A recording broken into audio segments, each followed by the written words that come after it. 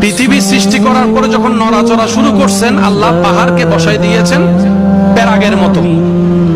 এটা দেখে ফেরেশতারা অবাক হয়ে বলছে, আল্লাহ, এত বড় পৃথিবীকে নড়াচড়া বন্ধ হয়ে গিয়েছে পাহাড়ের কারণে।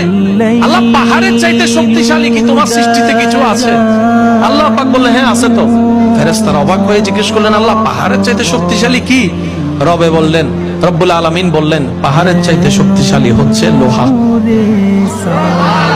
কারণ লোহা পাহাড় কি করে? একটু জোরে বলেন।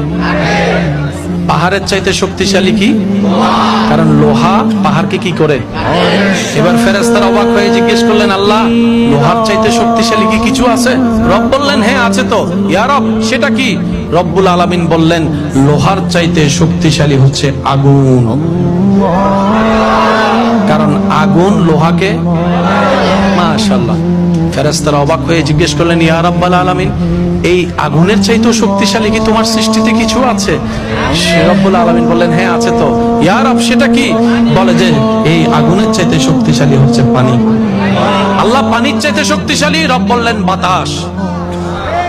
কারণ বাতাসে পানিরে যেদিকে মন চায় সেদিকে। আল্লাহ, বাতাসের সাথে শক্তিশালী কি আছে?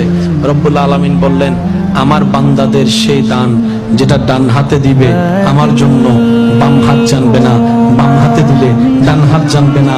অর্থাৎ আমার বান্দা যাই দিবে আমি রবকে খুশি করার জন্য দিবে, দুনিয়ার বাবা প্রশংসা পাওয়ার জন্য দিবে না। ওই দান সদকাটাই আমি রবের কাছে ইচ্ছাইতে বড় শক্তিশালী ছিল।